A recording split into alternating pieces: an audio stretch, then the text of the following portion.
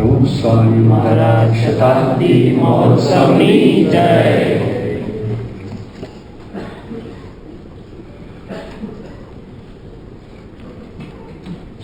યોગીજી મહારાજનો આજે પ્રાગટ્ય દિન છે અને આજની સભામાં યોગીજી મહારાજના પ્રસંગો પૂજ્ય હરિતિલક સ્વામીએ આપણી શરૂઆતની અંદર ઘણા કયા હશે અને યુવકોએ આપણને શરૂઆતમાં દર્શન લાયક કીર્તનનો પણ લાભ આપ્યો અને ત્યાર પછી અત્યારે ધર્મ સેવા સ્વામી ખાસ જગતપુરમાં આપણું મંદિર તૈયાર થઈ રહ્યું છે અને ત્યાં સેવા કરે છે અને અહીંયા આપણે કીર્તન ભક્તોનો લાભ આપવા માટે પધાર્યા. 3 ભજનો આપની પાસે એમને ગાયા હશે. એક કથા કહું, એમાં યોગીજી મહારાજનું આખું જીવન અંદર આવી જાય. યોગી બાબાના પ્રેમમાં એમાં ધર્મ, જ્ઞાન, વૈરાગ્ય, ભક્તિનો ખજાનો લઈને બધા જતા રહ્યા એની વાત કરી અને હૈયાના હેત ન ભૂલાય. પરમ પૂજ્ય મોહન સ્વામી મહારાજ દરેક વખતે એમની પાસે બધા ભજનો ગવડાવે અને ખાસ કરીને છેલ્લું ભજન હૈયાના હેત ન ભૂલાય, યોગી તારા હૈયાના હેત ન ભૂલાય. ઇંગ્લિશની અંદર એક ઉક્તિ છે, every heart response to tender લવ.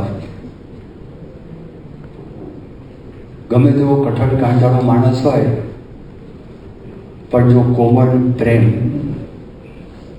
એટલે નિસ્વાર્થ પ્રેમ એનો જેને સ્પર્શ થઈ જાય તો એ માણસ છે એના જીવનની અંદર એ ચોક્કસ ફેરફાર થાય.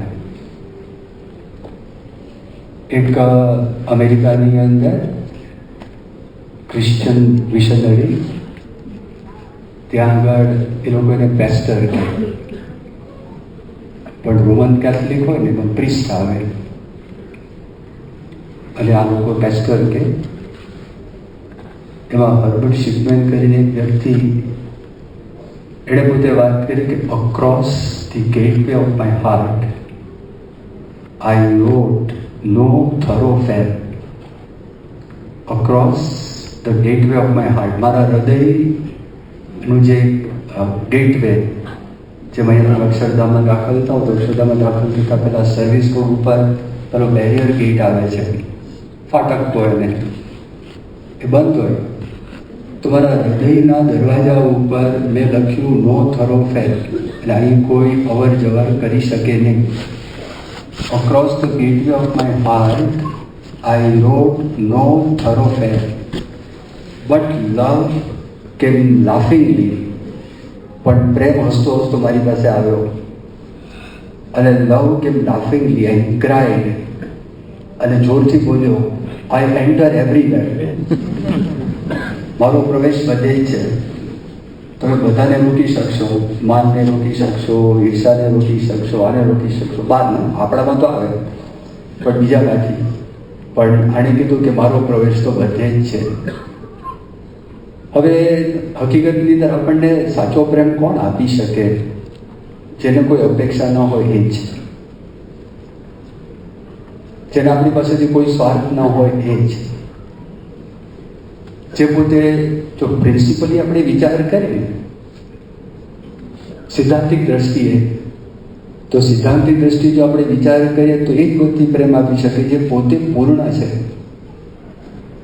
અને પોતે પૂર્ણ કામ છે. બાકી માણસ ગમે તેટલો પ્રયત્ન કરે, ગમે તેટલી એની અંતરમાં ઈચ્છાઓ હોય તો પણ એમાં આધ્યાત્મિક માર્ગની જેટલા આગળ વધેલા હોય એ પ્રમાણે એ વધારે સાચો પ્રેમ આપી શકે. જેથી ભેદભાવ રહે જ. સ્વામિનારાયણ ભગવાનના ઉપદેશો છે વચનામૃત, જેમાં સંકલન થયેલું છે. આપણે વચનામૃત કહીએ છીએ એને, તો એ વચનામૃત ગઢડા મધ્ય પ્રકરણનું 59.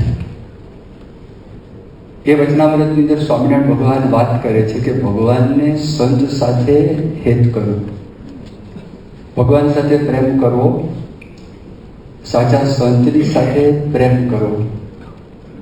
તો પ્રેમ કરો, આ લોકનું દૃષ્ટાંત આપવું પડે ને. એમની પાસે જેવો પ્રેમ છે, ભગવાનની પાસે જેવો પ્રેમ છે, જ્યાં સુધી આપણને એવી સ્થિતિ થઈ નથી તો ત્યાં સુધી તો એમના જેવો તો ન જ આપી શકે, પણ કંઈક તો આપી શકાય. તો દ્રષ્ટાંત કયું આપવું? તો દ્રષ્ટાંત આ લોકનું દ્રષ્ટાંત. એટલે સ્વામિનારાયણ ભગવાન કહે છે કે જેવો પ્રેમ સ્ત્રી સાથે છે, જેવો પ્રેમ પુત્ર સાથે છે, જેવો પ્રેમ મા બાપ સાથે છે, જેવો પ્રેમ ભાઈ સાથે છે, એવો પ્રેમ આપણે આપો. હવે જો બુદ્ધિથી વિચાર કરે ને તો સાયકોલોજીની દ્રષ્ટિએ મોટા ભાગે થોડા અપવાદ હોઈ શકે, પણ મોટા ભાગે સૌથી વધારે પ્રેમ પતિને પત્ની ઉપર હોય, પત્નીને પતિ ઉપર હોય. એટલે સ્વામિનારાયણ ભગવાને પહેલી કલમ મૂકી કે જેવો સ્ત્રી સાથે, એટલે પતિને પોતાની પત્ની સાથે પ્રેમ હોય એવો પ્રેમ કરો, અને પત્નીને પતિ ઉપર હોય એવો પ્રેમ કરો. પછી સેકન્ડ નંબરનો પ્રેમ ક્યાં આવે? એવો ન થઈ શકે તો પુત્ર પર પ્રેમ જેવો કરો. થર્ડ નંબરનો પ્રેમ મૂક્યો છે માતા પિતા.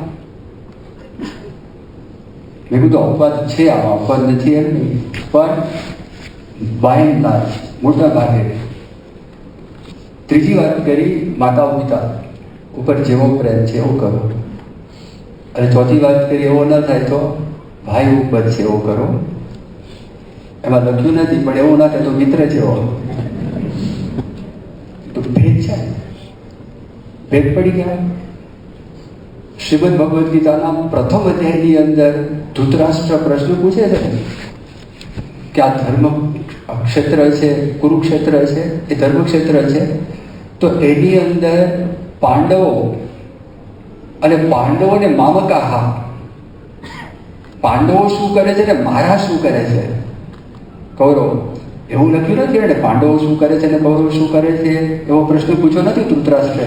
ધૃતરાષ્ટ્રે એવો પ્રશ્ન પૂછ્યો કે કેમ કુરુવત, પાંડવો શું કરે છે અને મામકાહા શું કરે છે. યોગી બાપાને કોઈ ભેદભાવ નહોતો. જીવ પ્રાણી માત્ર ઉપર સમાન પ્રેમ, પશુ પંખી ઉપર પણ પ્રેમ. દરેક દિને પોતે ભગવાનને જોતા. આ આધ્યાત્મિક માર્ગની ઉચ્ચતમ સ્થિતિ છે કે દરેક સ્થાનની અંદર સ્થાવર જંગમ દરેક પદાર્થમાં એમને ભગવાન દેખાય. જ્યાં જોઈએ ત્યાં રામજી દુસરોનો ભાસે રહે. આ યોગીજી મહારાજની સ્થિતિ હતી. હવે સ્થૂળ દ્રષ્ટિએ આપણે વિચાર કરીએ, આ ભેદભાવ મેં આગળ જેમ વાત કરી એ કેવી રીતે જાય. અત્યારે આપણે અહીંયા આગળ બેઠા છે તો આપણને ભેદ દેખાય ને. આ માઇક્રોફોન છે, આ સ્પીકર છે, તમે ત્યાં આગળ બેઠા છો, આ સ્ક્રીન છે, અહીંયા સ્ટેજ છે, અહીંયા આગળ મૂર્તિ છે. પણ તમે ઉપર પ્લેનમાં જાઓ તો અક્ષરધામ કદાચ આમ પસાર થયો તો અક્ષરધામ દેખાય, માણસો દેખાતા નથી. માણસો ગુમ થઈ ગયા. રોકેટની અંદર જાઓ, સ્પેસની અંદર, સ્પેસમાં જાઓ તો ભેદ છે બધા ટળવા લાગે.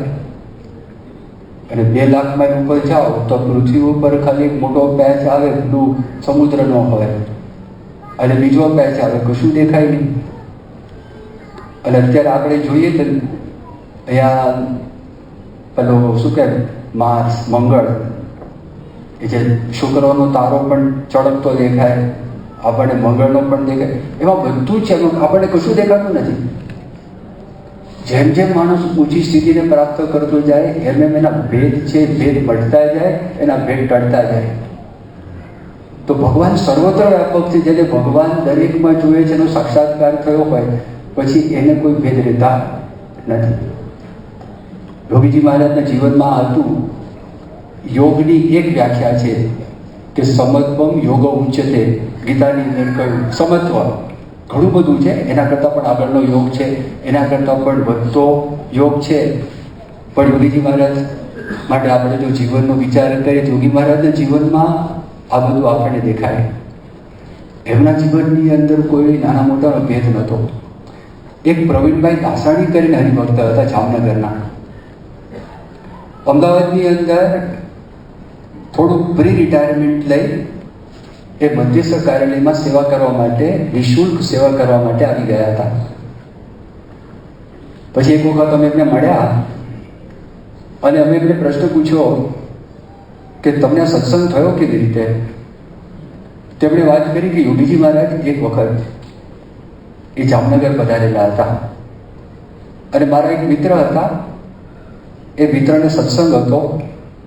એ મિત્રએ મને વાત કરી કે યોગીજી મહારાજ અહીંયા આગળ પધાર્યા છે, બહુ મોટા સંત છે, નિર્મળ સંત છે, નિર્માની સંત છે, વચન સિદ્ધ સંત છે, ભગવાનના સાક્ષાત્કારવાળા છે, તો તમારે એમના દર્શન કરવા માટે આવવું છે. હવે એમના મગજની અંદર કંઈ થોડીક ઇમ્પ્રેશન એવી હતી કે યોગીજી મહારાજ છે તો મોટા માણસો હોય ને તો એને મળે, પણ નાના માણસોને મળે કે કેમ એ એમને ખબર નથી. હવે એ આવી ગયા ત્યાં આગળ, સભા હતી અને સભા પછી બહારના શેઠ આવેલા, જામનગરના બહુ મોટા ઉદ્યોગપતિ, કરોડોપતિ માણસ એ આવ્યા. યોગીજી મહારાજ બહુ પ્રેમથી એમને આવકાર્યા, બોલાવ્યા અને બેઠા સભાની અંદર. જે સ્વામિનારાયણ ભગવાને આજ્ઞા કરી છે કે આ લોકની અંદર કોઈ મોટો માણસ હોય તો એ મોટા માણસને આપણે એની સરભરા કરવી, આ આજ્ઞા કરી છે. ત્યાગી હોય, જ્ઞાની હોય, એ બધાએ પણ આ આજ્ઞાનું પાલન કરવું. યોગી બાપાએ તો એ કર્યું.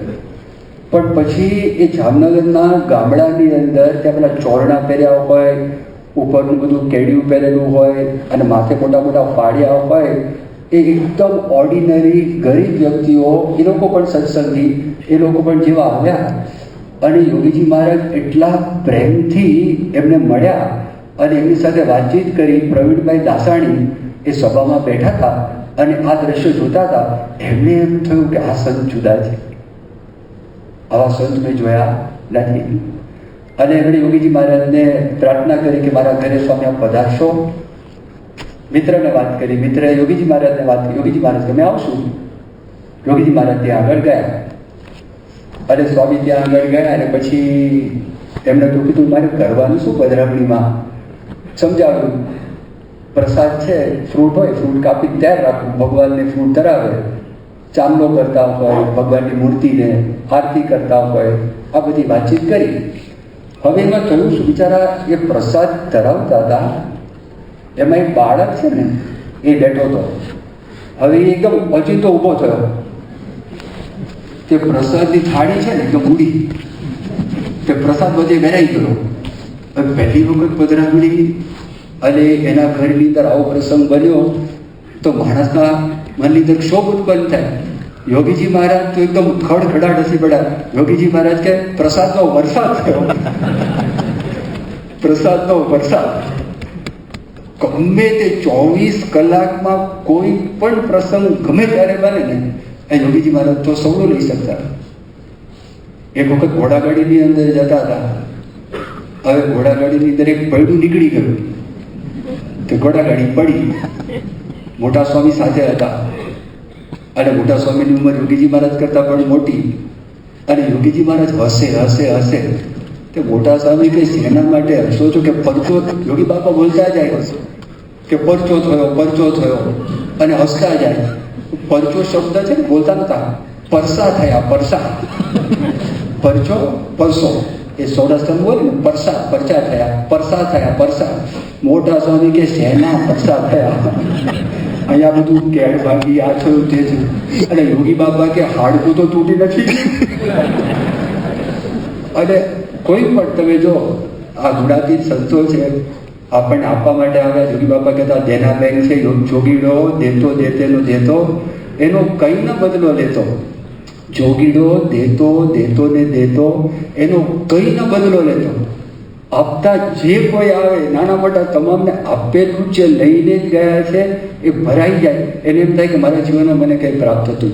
તો એમાંથી પ્રવીણભાઈ દાસાણી કે મને આ યોગી બાપાનું મેં સમત્વ જોયું અને યોગીજી મહારાજમાં નાના મોટોનો ભેદભાવ નથી. તો એ જોઈને મારા અંતરની અંદર યોગીજી મહારાજ માટે પ્રેમ થયો, સત્સંગ થયો, પાકા સત્સંગી થયા, નિઃશુલ્કપણે ધામમાં ગયા. ત્યાં સુધી 1981ની સાલમાં ભગવાન સ્વામિનારાયણ વિશ્વશતાબ્દી મહોત્સવ થયો હતો. તો એ પહેલાં જે બધા સેવામાં જોડાયા હતા એમાંના એક હતા પ્રવીણભાઈ દાસાણી. હવે મેં તમને આ તો વાત કરી, યોગીજી મહારાજને ભણેલા અભણનો પણ કોઈ ભેદભાવ નહોતો. બહુ વિચારણીય છે. ભેદ છે. આ ભણેલો કહેવાય, આ બુદ્ધિશાળી કહેવાય, આ અભણ છે, આ ભણેલો નથી. એ હકીકતની અંદર ભેદ છે, પણ એને લીધે પ્રેમમાં ફેરફાર ન થાય. એને લીધે એની જે આદર છે આદરમાં ફેરફાર ન થાય. હવે આ એક વિલક્ષણતા છે, વિશેષતા છે. યોગી બાપાના જીવનની અંદર તમે જોવા જાઓ, યોગી મહારાજના જીવનમાં આવું હતું.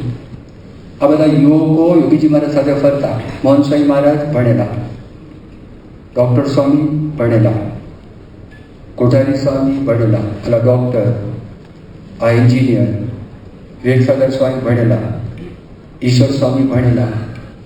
એટલે ભણતર હોય ને. હવે એમાં વિચરણમાં જોડાયા હતા, હજી સાધુ થયા હતા અને યોગની અંદર જ હતા. વિચરણ કરતાં કરતાં એ ગામની અંદર આવ્યા અને એ ગામની અંદર સવારે નાસ્તાનો ટાઈમ હતો. નાસ્તામાં તે વખતે તો મમરા હોય અને પસ્તીનું કાગળ હોય, તે એમાં બધા મમરા મૂક્યા હોય અને ઉકાળો હોય. તો એ નાસ્તો હોય. હવે એમાં એક ડાયાભાઈ કરીને આવ્યા, વાઘોડિયા ગામના. આ માણસ અભણ. એનું વર્તન એવું ને, એનું નામ પડી ગયું ડાયો ગાંડો. યોગીજી મહારાજ એને ડાયા ભાઈ કરીને બોલાવે અને બીજા બધા કે ડાયો ગાંડો. કારણ કે એને આખા હિન્દુસ્તાનની ટ્રેન એમના બાપની કોઈ ટિકિટ લેવાની જ નહીં. ખુદા બક્ષ મુસાફર. એને સફેદ ઉપરનું કંઈ બધું પહેર્યું હોય અને જોયા હતા એને, અને ધોતિયું ઊંચું હોય અને ધોતિયું ઊંચું કરીને કોઈ કરતાં કોઈની એક ખાલી થેલી હોય, એની પાસે પૈસા કશું જ ના હોય તો કોઈ ના પાડે પણ નહીં કે ખુદા બક્ષ મુસાફર છે. હવે એને શું કહેવા? એને પાર્ષદ કહેવા? એને ગ્રહસ્થ કહેવા? ભગવા તો હતા જ નહીં, કંઈ જ નહીં. અને એનું બોલવા ચાલવાનું એક ડાયો ગાંડો. હવે આ બધા યોગીજી મહારાજ બેઠા હતા અને યુવકો સામે બેઠા હતા. નાસ્તો પીરસાયો હતો અને નાસ્તો પીરસાયો હતો. તે વખતે આ ડાયાભાઈ આવ્યા તો કોક યુવકે બારણું બંધ કરી દીધું, કારણ કે ડાયો ગાંડો. યોગી બાબા જોઈ લીધું આમ ખાલી દ્રષ્ટિ કરીને. યુવકોને પણ ઠપકો આપ્યો નથી, એમને પણ વઢ્યા નથી, કંઈ કરતા કંઈ નહીં. નાસ્તો પીરસાઈ ગયો, ઉકાળો પણ પીરસાઈ ગયો. યોગીજી મહારાજ પોતાનો જે નાસ્તો હતો એનું પડીકું વાળી અને જે વાટકીમાં ઉકાળો હતો એ લઈને ઊભા થઈ ગયા. બધાને થયું કેમ ઊભા થયા? યોગી મહારાજ બહાર ગયા એટલે બહારનું ખોલવું પડે.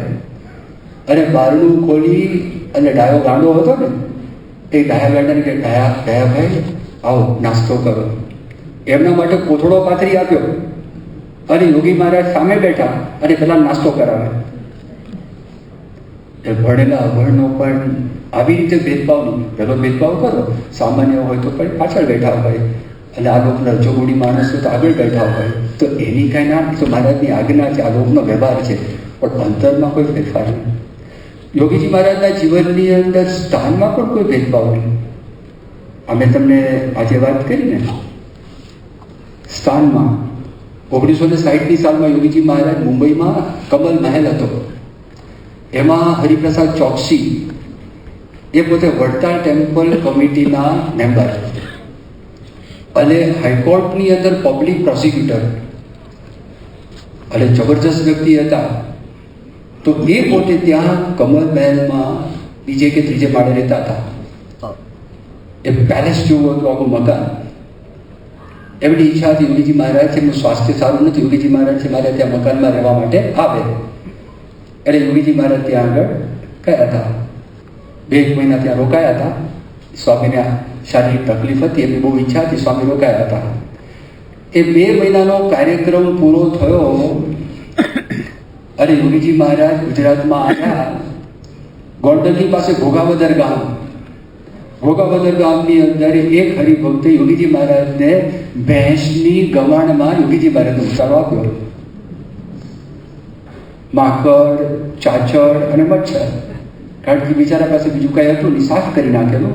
એ સાફ કરેલું ઢોરો બીજે બધા મૂકી દીધેલા હતા. અને સાથે જે સંતો હતા, હરિભક્તો હતા, આખી રાત કોઈને ઊંઘ આવી નહીં. મચ્છરને લીધે, ચાચડને લીધે, માકડને લીધે કોઈ સૂતા નહીં. અને યોગી બાપા આમ આનંદમાં, એકદમ આનંદમાં સવારે જાગ્યા. યોગી બાપા કે અક્ષરધામનું સુખ આવ્યું, અક્ષરધામનું સુખ. બધા કે સ્વામી હવે અક્ષરધામ જેવું ક્યાં હતું? ક્યાં કમલ મહેલ અને ક્યાં આ ભોગાવદરની ગમાણ? યોગી મહારાજને એનો પણ ભેદભાવ નહીં. આ નજર સામે દેખાડવા માટેની સહજ. આ તો યોગી મહારાજ, પ્રમુખ સ્વામી મહારાજ, મહંત સ્વામી મહારાજના ખાલી દર્શન પણ થાય ને તો જેને બહુ મોટા પુણ્યની કમાઈ કરી હોય ને એને દર્શન થાય. સામાન્ય દર્શન થતા જ નથી. એને ખબર પડે એ એવા છે. આ ક્યાં મળે? આ તો ચિત્રે બેઠેલું રતન છે, ભગવા કપડામાં ફરતા હોય, કોઈને ખબર પડે નહીં. આ મોટપની આપણે વાતો કરી, મેં તમને આગળની વાત કરી ને, પૈસાની મોટપ છે, સત્તાની મોટપ છે, બુદ્ધિની મોટપ છે, આવડતની મોટપ છે. પણ આ ખબર પડે છે અંતરની મોટપ, અંતરની અમીરા, અંતરનો આનંદ, અંતરનું શું? બાબુભાઈ જશભાઈ પટેલ બહુ પ્રામાણિક વ્યક્તિ, ગાંધીવાદી વ્યક્તિ. અને તમે જુઓ સાદા ટાઈમમાં બહુ પર્ટિક્યુલર યોગીજી મહારાજના સંપર્કમાં હતા. એમણે પોતે એક વાત કરી કે યોગીજી મહારાજનો કોઈ અભિમાન નથી. આ જો નોટ કર્યો. અને હું બાબુભાઈ જશભાઈ પટેલ છું એવું હું ભૂલી શકતો નથી. અને યોગીજી મહારાજ એનું ભાન નથી. હવે આ બહુ મોટી સ્થિતિ છે, બહુ મોટી સિદ્ધિ છે. ભગવાન દેખાય એટલું દેખાય. મોટા મોટા માંધાતાઓ અને મોટા મોટા ઉદ્યોગપતિઓ એ જમાનામાં 36 કરોડના મોરારકા શેઠ હતા. જોગી મહારાજ રાજસ્થાનના હતા. બડો સાધુ. અને જોગી મહારાજને બોલાવે કે મારા તમે ઘરે જમવા માટે આવો. હવે એ માણસના એ જમાનાની અંદર સંડાસની અંદર પણ ટેલિફોન. એને કીધું પૈસા આ તારા સંડાસમાં ટેલિફોન. અને યોગી મહારાજ કે અહીંયા આગળ અમે કથા વાર્તા કરવા માટે આવ્યા, તમારા મોતિયા લાડુ ખાવા માટે નથી આવ્યા. સભામાં તો બેસો કે સ્વામીજી કથામાં બેસીએ અમારે લાખો રૂપિયાની ઉથલ પાથલ થઈ જાય. જો એ લાભ લઈ શકે નહીં, શું થયું જોગી મહારાજ પાસે આવીને? હવે જો વિચાર કરો, આ છે અંતરની એમની અમીરા. મોટા માણસ, નાના માણસ તો મેં વાત કરી તમને, પણ રાજાના રંગમાં ભેદભાવની. કૃષ્ણકુમારસિંહજી ભાવનગરના મહારાજા હતા. એમના દીકરા હતા વીરભદ્રસિંહજી. એમના લગ્ન હતા. તો સ્પેશિયલ સલૂન ટ્રેન તે વખતે નીકળતી. તો એ સલૂન ટ્રેનની અંદર વચ્ચે બોટાદ સ્ટેશન આવતું હતું. તો એમની ઈચ્છા હતી યોગીજી મહારાજ સારંગપુરથી પધારે અને આ વીરભદ્રસિંહજીને આશીર્વાદ મળે એવી ઈચ્છા હતી. એટલે યોગીજી મહારાજ, મોટા સ્વામી, બીજા બે સંતો ત્યાં આગળ ગયા. અને ત્યાં આગળ જઈ સ્ટેશન ઉપર, આ તો સાધુ હતા, તો સાધુ માટે તો લોકો લાગે આ બધા સાધુ હોય છે, અમને રોકી દે. એર કન્ડિશન માર્કેટ મુંબઈની અંદર ત્યાં ડૉક્ટર કામદારને મળવા માટે હું જ્ઞાનપ્રિય સ્વામી સાથે 1987ની સાલમાં ગયો હતો. તો ચોકીદાર જવા જ ન દે, અંદર દાખલ થવા જ નથી. એને જોયું કે આ લોકો તો મારુતિ વાનમાંથી બહાર નીકળ્યા છે. અને તમે પછી કિસકા કામ હે? हमें कहा डॉक्टर कामदार है. कौन डॉक्टर कामदार है? आपको पता है डॉक्टर कामदार कौन है? ગેસ્ટ્રોએન્ટ્રોલોજિસ્ટ है. પછી એને ફોન કર્યો, એટલે ઇન્ટરકોમ. પછી દાખલ થવા દીધા. યોગી બાપા આવ્યા, સ્ટેશન ઉપર મૂકી દીધા. અને વીરભદ્રસિંહજી ચલો ટ્રેન આવીને સીધા આવીને યોગી બાપાના પગની અંદર પડ્યા. દાખલ થઈ ગયા સીધા. અને એકદમ હાથ જોડી જતા. બધાને શું કરે, કોણ છે આ બાવા? અને આ તો રાજા નમસ્કાર કરે છે. બધું થયું, પ્રસાદ આપ્યો, હારતોરા થયા, આશીર્વાદ આપ્યા, ચાંદા વિધિ થઈ. અને પછી તે વખતે ટ્રેન ઉપડી ગઈ. અને એક સાંધાવાળો એટલે પહેલાં છે ને, અત્યારે તો ઓટોમેટિક થઈ ગયું. અને ઓટોમેટિક પેલા ટ્રેનમાં જ્યારે એક પાટામાંથી બીજામાં બદલાય ને, તો તે લોકો છે ને પેલા સ્ટીલના તાર બાંધ્યા હોય અને જેવો સિગ્નલ પડે તો ખસે તો આખી ટ્રેન છે આમ જતી હોય તો ટ્રેન પોતે વળી શકે. અત્યારે ઓટોમેટિક થાય મસ્ત પહેલાંથી. તો એ સાંધાવાળો એ 2 કિલોમીટર દૂર એની ઝૂંપડી હોય એ મેન્યુઅલી પાડે અને પાડીને પછી આ કામ થાય. સાંધાવાળો કે બાપજી મારી ઝૂંપડીમાં પધારશો? યોગી બાબા કે ચલો. મોટા સ્વામી કે જમવાનો ક્યારનો ટાઈમ વીતી ગયો છે, અહીંથી સારંગપુર જવાનું છે 11 કિલોમીટર. તો ક્યાં ગાડી હોય? ઘોડા ગાડી હોય. ક્યારે પહોંચશું, ક્યારે જમશું, ક્યારે આરામ કરશું, શું છે આ? તો બાબા હશે. મોટા સ્વામી એક સાધુને કીધું કે તમે જતા રહો, અરે હું સાંધાવાળા પાસે જાઉં છું. યોગી મહારાજ બીજા સાધુને 2 કિલોમીટર ચાલ્યા. એ સાંધાવાળાની ઝૂંપડી પ્રસાદમાં ખાંડ મૂકેલી હતી, થોડી ભગવાનને ધરાવીને અંગીકાર કરી એ સાંધાવાળાને યોગી બાપાએ રાજી કરી દીધા. જો કોઈ ભેદભાવ દરેકમાં ભગવાન જોતા, પ્રમુખ સ્વામી મહારાજ દરેકમાં ભગવાન જોતા, અને મોહન સ્વામી મહારાજ દરેકમાં ભગવાન જોવે છે. આપણે આવી અલૌકિક અદ્ભુત દિવ્ય પ્રાપ્તિ થઈ, એનો લાભ લઈ લેવો. શ્રી સ્વામિનારાયણ ભગવાન.